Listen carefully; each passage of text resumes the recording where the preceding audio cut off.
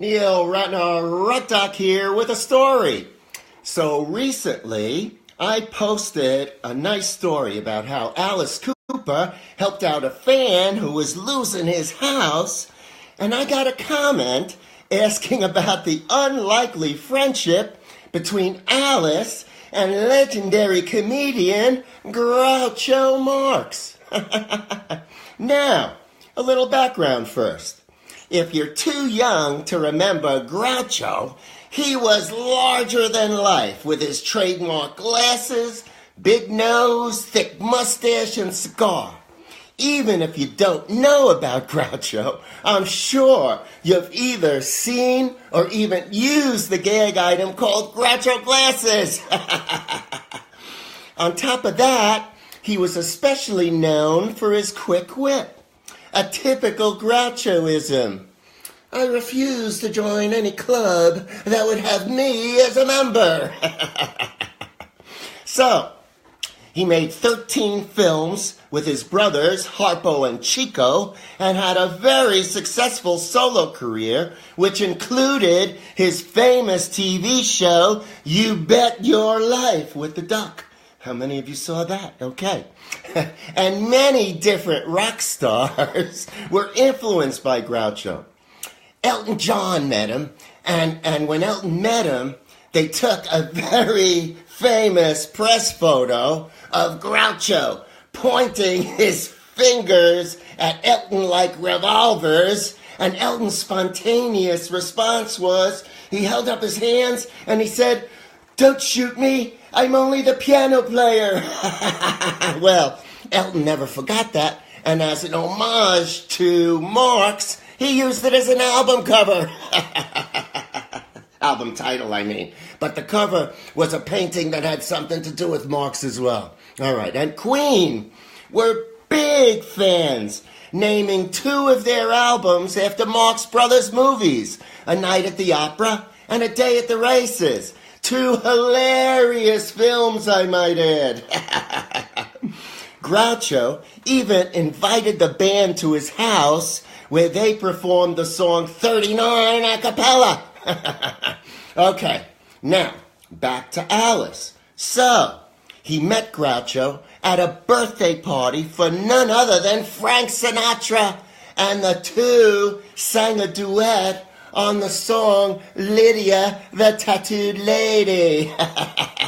Groucho liked him immediately and nicknamed him Coop, the same nickname he used for Gary Cooper.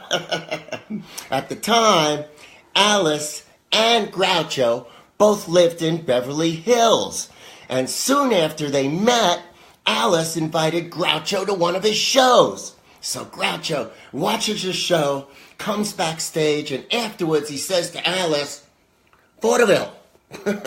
Now before that, everyone called Alice shock rock, theatrical rock, glam rock, when in reality, it was just a new form of vaudeville. And Alice knew he was correct. Let's listen to a little Alice.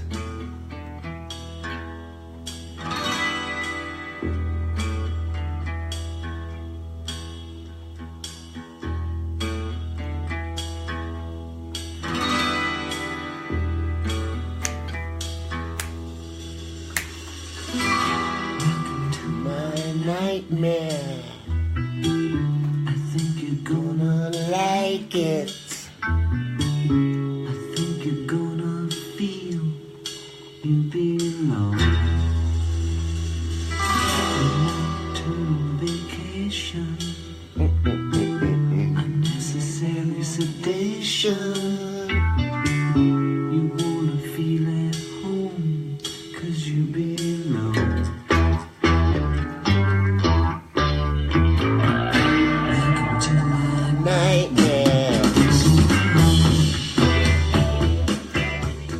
All right, now Groucho liked Alice's shows so much, he brought his friends like Jack Benny, Mae West, and Fred Astaire.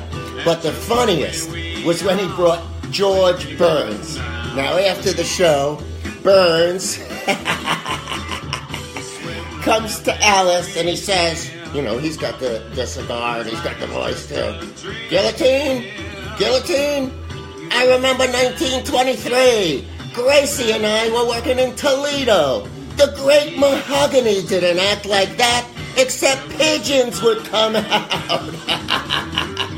And Alice added, there was nothing I was doing on stage they hadn't seen before, except it was in a rock and roll form. Now, Groucho was a bad insomniac, and he'd call Coop at 1 or 2 o'clock in the morning to come and hang out. Now, according to Alice, he had a chair next to his bed with a 6-pack of Budweiser, and we would sit and watch old movies. And then pretty soon, after 2 movies were over, I'd look over, and he'd be in his beret and his cigar, and he finally went to sleep. I'd put out the cigar, turn out the lights, and go home. And the next night, 1, 2 in the morning, hey, Coop, can't sleep, come on over. So I'll leave you with this famous story about Groucho's bed.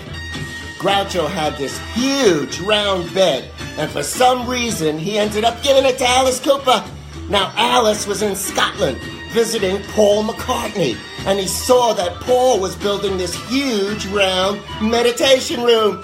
And he tells Paul, when I get home, I'm going to send you a gift. Well, you know what the gift was. Groucho's bed with the note. Neither one of us had any luck with this bed. Good luck.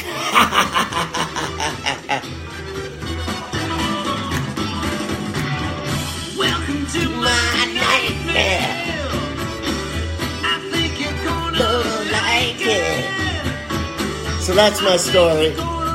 I hope you enjoyed it. A little reminder, this Tuesday night, around 6 o'clock Eastern Standard Time, I'm going to go live with my old friend, the Big M, and I hope you can join us for some outrageous stories about the old days of Atlantic Records and rock and roll. All right, that's it. That's my story. Have a great day, and don't forget to join me on Tuesday. Neil Ratner, Rat Dak. Have a great day. Welcome To my night. Ow!